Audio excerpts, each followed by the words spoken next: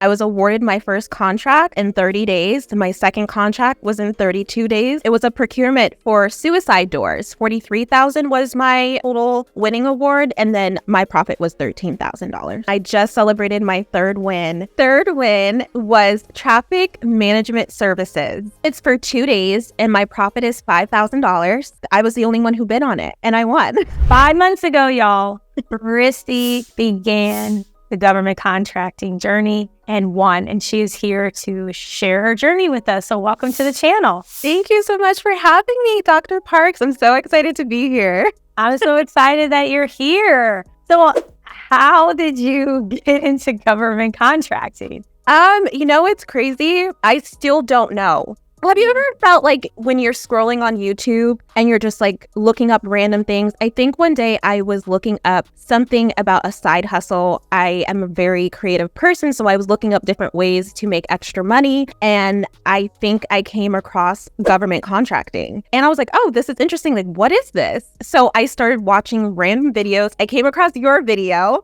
And I was like, oh my God, like, wait, this can't be real. Like, there's no way this stuff is real. And I came across Dr. Wes Fisher's video, and I just kept doing more research. And I'm like, oh my God, I want to try this. So that's how it all began. And yeah, it was like 5 months ago. It's still very surreal to me. So you hear about it, you see these videos, and then you're like, I'm going to get a cage code. Yes. And I had no idea what I was doing. I want to say I stayed up multiple nights just watching and learning different videos of yours, Dr. Wes Fisher. And as soon as I saw the potential, I was like, okay, I have to try this. This is the way.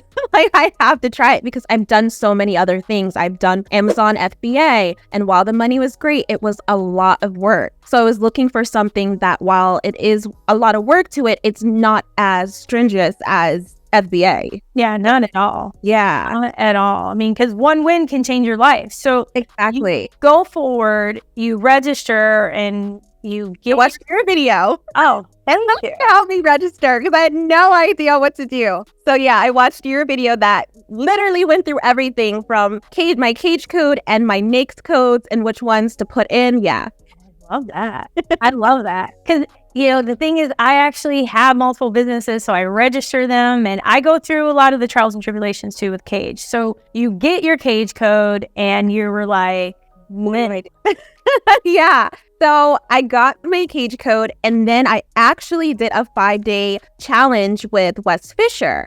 And then it was great. But after my 5-day, I was like, okay, well, now what do I do? Like, I learned everything, but now I was nervous because I was this type of person. Not anymore, but I was the type of person that I always wanted everything to be perfect. And I learned since being in government contracting space, it doesn't have to be perfect. I just have to start. So that's what I did. I went straight forward. I actually joined Wes Fisher's mentorship program. Wow. And yeah, I literally stepped out on faith and I said, I want to make this work. And I was awarded my first contract in 30 days. My second contract was in 32 days of that same month. And I just celebrated my third win, actually last week on Tuesday. Which is awesome. That's amazing. And so what were these wins for, and what was your profit margin on these? Yeah. So my first win was for lodging. So that one was supposed to be $113,000. And then my profit was around, I believe it was like $20,000. I did have to let that one go. Why? The pricing for lodging was insane. So the CO was like, listen, we're just going to, I emailed the CO and I let him know, for the betterment of the government, I think you should give this to award it to somebody else. So he agreed. The pricing that they needed for the drill was over their per diem. So there was no way that it was going to work hand in hand. So I was in the government. So you submitted pricing. So for everybody who's watching, we can all unpack this together. Yeah. So the government will often purchase hotels, hotel rooms, and then you said drill. So I'm assuming this was National Guard. Yes. Yeah. Okay, so this is for the National Guard, usually Air Force, Air Guard. So they need hotel rooms, and you don't have to own the hotel. You can represent the hotel, and you submitted with your bid said pricing for the types of rooms that they desired. Correct. And then you won the award. And then when did the disconnect occur? As soon as I contacted the hotel again, and I'm like, okay, I'm ready to book these hotels with this pricing that you guys agreed upon. And they're like, oh, actually, our hotel prices change every hour. So now it's a total different price. And I said, well, can you please still agree to this pricing? They're like, unfortunately, we can't. It's our busiest weekend. We don't have the rooms anymore. And I'm like, oh my gosh. So I actually had to contact the CO and let him know. And he was like, it's fine. We get this all the time. Apparently, this happens a lot to the lodging contracts that the CO was telling me about. But yeah, I was really bummed. I thought this was like a big red X on my whole government contracting situation. And then 2 or 3 days later, I won my next one. So I was like, okay, I'm okay now. No, which is good. Just one thing to add. So during this journey with the hotels, there was never like getting some kind of a contract with them? Not after this one, no. A contract with the hotel saying, I'm requesting to hold these rooms to get this rate. Oh, no. I never had anything in her. Right? And like, yeah, no, it was just in an email. That was it. I never like signed a contract or anything stating like, okay, I'm going to book these rooms. Because they're with the drill schedule, they weren't even sure which dates. I just put the month on there that they were, requesting. But because of that certain month, the prices were fluctuating too much and it was already over their per diem. Yeah. So I was like, okay, I was really on it. Yeah. Let them learn. It's a learning tack. So tell us about this second win. So 2 days later, I get an email from the CO that I won, and it was a procurement for suicide doors for the VA. And this one hit hard for me, really close to my heart, because I come from a very large military family. I have a lot of veterans in my family. And what the doors were was for the hospital in Philadelphia, for the VA hospital. It's just a custom door that's manufactured by a company to make sure that when the vets go into the showers or when they're using the bathroom, they're safe. They can see their heads and they can see their feet. So it was really, really amazing. And Dr. Parks, I cried when it hit my bank account because I just could not believe that this was real. Like, I couldn't believe it. I'm so proud of you. And so talk to us about that. Like, how was there a set aside for this? How did you find this vendor? So no, there was not a set aside. It was open. I actually did my research. So one thing about me, I love products and I love deep diving into it. And I taught myself all about fpds.gov. And I found the exact manufacturer that makes the suicide doors. And they actually have a cage code. So my thought process was, oh my gosh, they're probably going to bid on it. But I was like, you know what? I'm going to still get my quote. I got my quote. The lady knew exactly what I was talking about because she said that she spoke with the CO a couple months ago and they just put her on hold with the project and she just never heard back. So I thought that was really interesting. And then when I submitted my bid, they didn't submit. I was the only one. I went back and checked. I was the only one who bid on it and I won. Which is awesome. And what was your profit margin on that? $13,000. $13,000. Yeah. That is amazing. And what percentage did that represent of the bid? Was that 50%, 20%, 30%? Oh, that's a good question. Everything altogether was like 45 or 43,000 was my total winning award, and then my profit was $13,000. That's amazing. Yeah, this is amazing, and I love that you did what I talk a lot about, and is going after the unusual. Yes. I love those. I love that. But also, I know already people are thinking, okay, this is amazing. You overcame the hotel situation. Clearly, this happens a lot because of what the CEO said. You get this award and people are thinking, well, how did she pay for this? Yeah. They're wondering, how did you pay for this door? I paid for it on my credit card. Okay. I did a net 30 with the manufacturer and I paid half upfront on my credit card. And then 22 days later, I was awarded the rest of the money. So I just paid off my credit card before my statement was due. I love that. I love that. And how did you get paid? This was through the VA, you said? Yes, it was through the VA. Okay. And which platform did the VA use to pay you? It was WAF. So I actually had to teach myself, like they have a tutorial, which is nice, but I had to call because I'm like, I want to do this right. And my first time invoicing them, Dr. Parks, I was shaking because I was like, I don't want to make a mistake. I want to make sure I'm doing this right. And I know that before they pay you, they have to inspect everything. So I was touching base with the CO, making sure they got it, everything's good. And when they gave me the green light, I'm like, okay, well, I'm going to submit. And my first time submitting the invoice, it failed. And I had to call the CO, and she was like, oh, you can't use capital letters inside. You have to use lowercase. I'm like, okay. So I did it again, and it went through. And 22 days later, it hit my bank account, and I couldn't believe it. I'm like, there's no way all of this money is in my bank account right now. But yeah. Which is amazing, and it makes sense because of your background with Amazon, and it shows that this may be a path. But we got to know about this third win. What's this third? Oh, the third win was traffic management services, and I almost actually did not bid on this. Okay, I had no idea this was my very first service-based contract. And I'm like, I don't know where to find these people. It's for an air show in New Mexico. And I had no idea where to find traffic management, people. So again, I was going to pass on it, but something I know it was only God. God was one, try it, just try. So I did my deep research again, and I found a company actually in New Mexico who does the flagging. They teach people how to work construction on construction sites, the safety protocols. And I'm like, oh my God, this is perfect. So I called them up. They became my sub. I submitted my bid, and then I won. What's crazy about this win too, Dr. Parks, was I called because I didn't hear anything, and it was a little bit past a week. And I was just like, you know what? Let me just call the CO. So when I called the CO, I was like, hey, I just wanted to check in to see if a decision was made on this opportunity. And he was like, oh, no, not yet. We're still working on it. I'm like, okay, no problem. Just didn't want to, miss anything. And he was like, oh, yeah, no, we'll let you know. And then Dr. Parks, 2 hours later, I get my award letter. Oh, that's so beautiful, Chrissy. That's so beautiful. I love this. And for this contract, what was your profit? And how many days was this air show? It was only for 2 days, and it's for $5,000.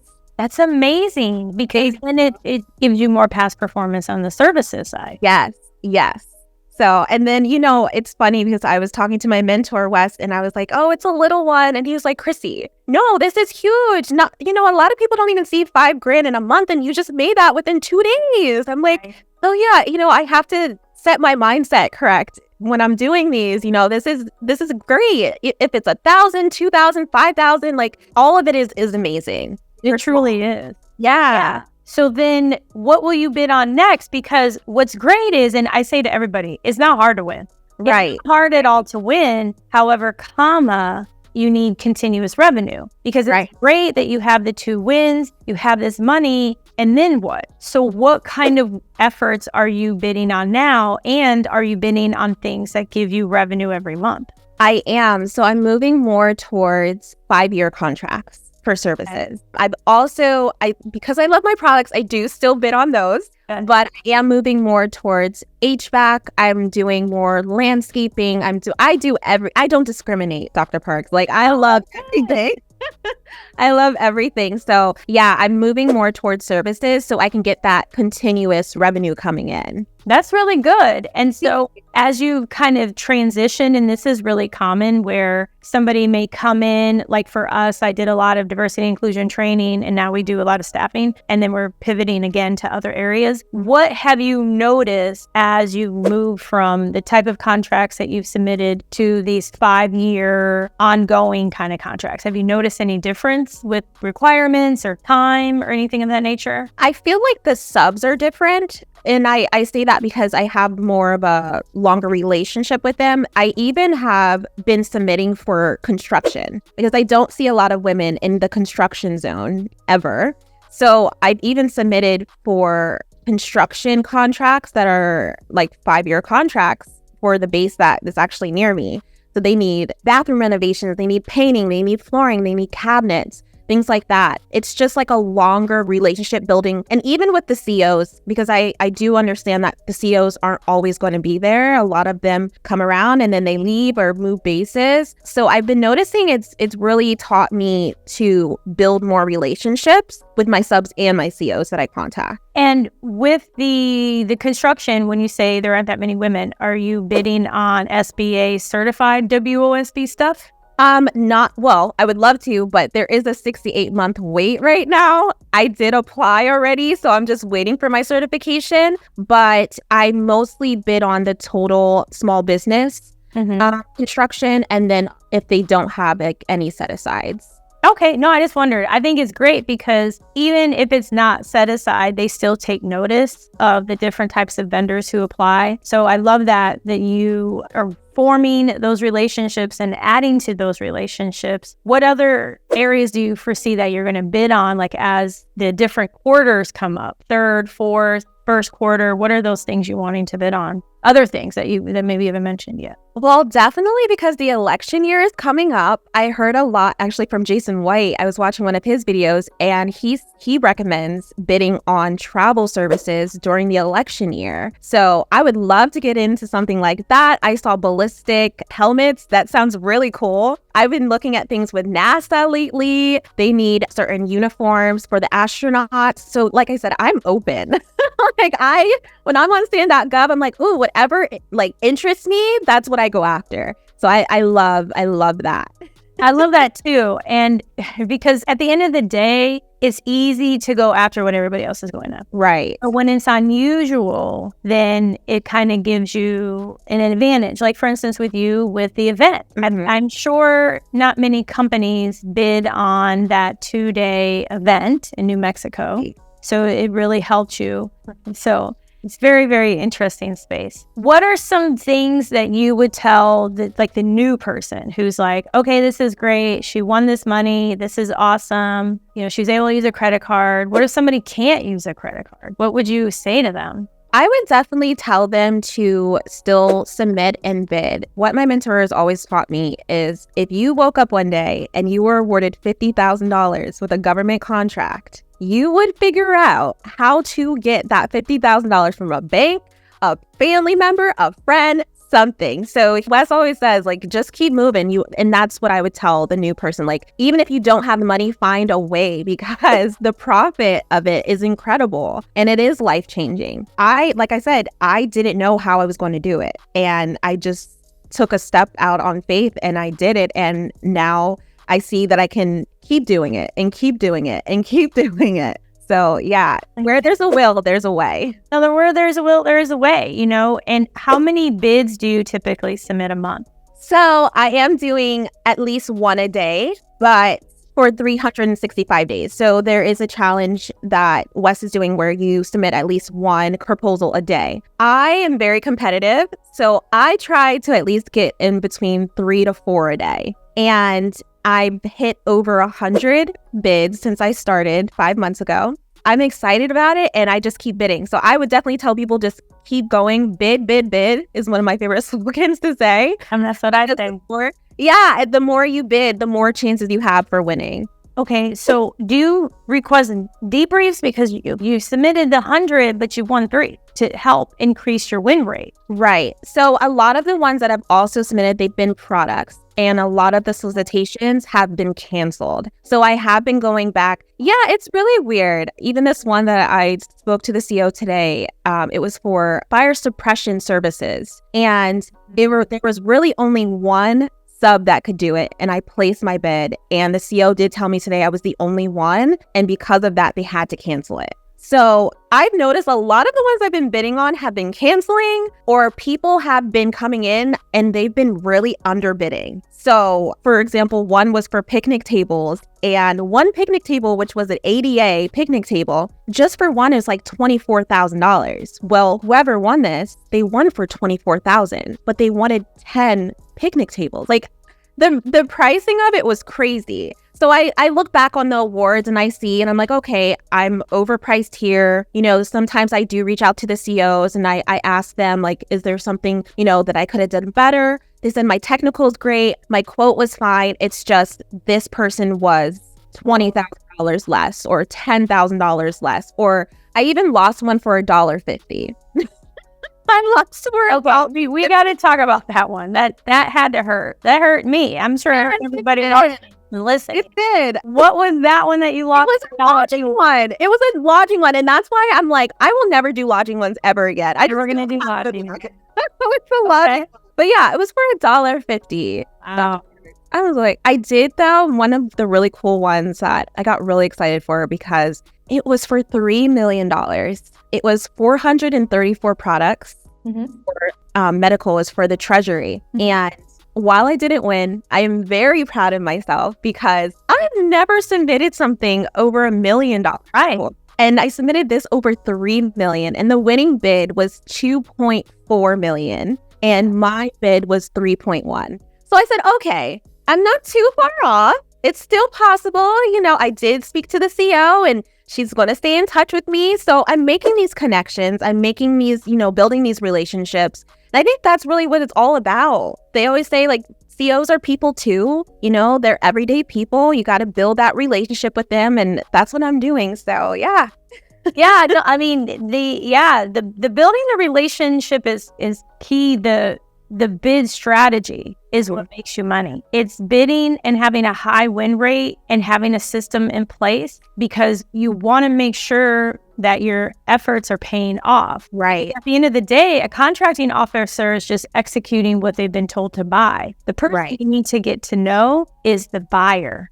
You need to know the project manager, the director, the person who's the end buyer, the end user. That's the game changer because the contracting officer, it's, hey, we need a door. Hey, we need to buy these products. Hey, we need some cell phone cases. And they're just like, oh, I'm just doing what I'm told to do, you know, in just kizzy terms. So it's like what you're doing is great because it's giving you practice so that when you start to implement different things to get to that end user, it'll further help you as well as you start to pivot, which will be good for you because a lot of this is burned energy. Bidding on as many as you're bidding on, which is amazing, but it's like you're going to have to pivot. You're going to get burnt out. Yeah. I don't want you burnt out. Girl, you're too amazing. No. You're amazing to get burnt out. I will not burn out. Not at all. So I'm curious because I want people to understand the gravity of all of this, right? So you see how Chrissy's succeeding. She's won these contracts fast, and she has won a mixture of products and services. When you were talking about the opportunities being canceled, were a lot of those by chance on Unison or not? No. So you know what's interesting? I have tried bidding on Unison, and I would lead like the whole week, and then 5 minutes, Dr. Parks, before it closes, I'm like, oh, so I gave up on Unison. Gave up. I'm like, come on. I'd rather just go straight on Sam.gov. But the ones that have been canceled, I feel like they've been canceled because no one's bidding on them except for me. And they're normally in certain parts of the state where there's only one person that can do it. So for example, the one that just got canceled for the fire suppression, it's in Idaho, it's in the middle of nowhere, and they needed my sub to actually travel 2 hours to go to this hospital to do the fire inspections and the suppression and check everything with the kitchen hoods and the fire alarms and then also the extinguishers. So when I submitted my bid, you know, I did put a good amount on there. It wasn't overzealous, but it was a good amount for my sub and me. And when I spoke to the CEO today, they just told me, unfortunately, because I was the only one, they had to cancel it. And I'm like, oh, okay, well, you know, if you still need the work done, we're willing to do it. We're still willing to do it. So I feel like that's what I've been running into a lot. And I don't know, like, what's going on with in the middle of nowhere kind of where I'm bidding. I'm thinking they need the service done, so you know, just pay. Yeah, I know, and that's the other thing about this space is there's so much going on, and we're only privy to what we learn, and so. Right. But it speaks to your determination because you haven't let that get you. Like you keep going, you keep bidding. You're super sweet. You're so kind. You're so appreciative. And I know it's a pleasure for the government to be able to have a vendor like you because at the end of the day, they want people to execute. They want people to give them what they want. So I love that. Thank you. Okay, so Chrissy, how can people reach out to you? Because people are going to want to know all about how you did this. They're going to want to connect with you. What's the best way for people to reach out to you? You all can contact me on Facebook at Chrissy Simpson. I'm also on TikTok with my husband, Joseph. So you guys can find us there, but mostly Facebook is how you can reach me. Or you can even send me an email at chrissysimpson@gmail.com. I love what you're doing, and we're going to have a follow-up because I want to hear more about your journey into the services and into these longer contracts, because this isn't just beneficial for Chrissy, and the information I'm sharing is not just targeted for Chrissy. This is for everyone listening and watching.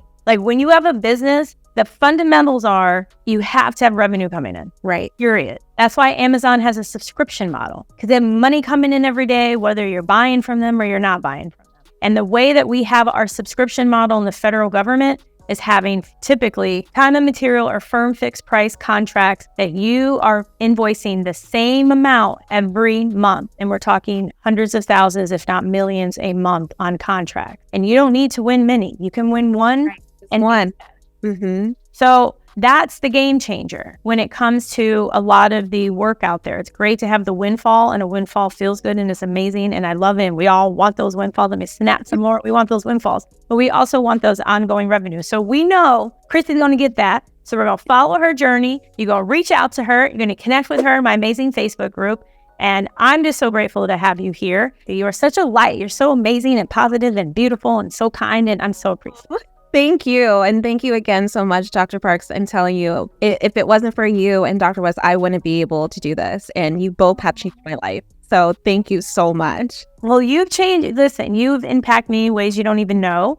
I heard what you shared. And you took action, because it's always learn, apply, adjust. Whoever, however one learns, learn, apply, adjust. And I'm being honest, like, I thought it was over. Like, when I had to give it back, I'm like, I ruined everything. And then 2 days later, I got my other award letter, and I'm like, oh, okay, like, it's okay. I'm okay. You're definitely okay. Yeah, everything is okay. It's all part of the learning tax. That's all it is. And you continue, because many would have taken that and said, yo, that's a sign. I shouldn't do this. And it's not, I wouldn't say it's a sign. It's just how things are. And it's taught you this hotel space is not for me. It's right, as I like to call it. Yeah. So that's great. You've moved on, and that's a great, beautiful place to be. It's a beautiful place to be. And for those of you that are still here watching, like, subscribe, hit the notification button, check out my book, winnerswaybook.com. Make sure you get a copy, winnerswaybook.com. And as always, everything is possible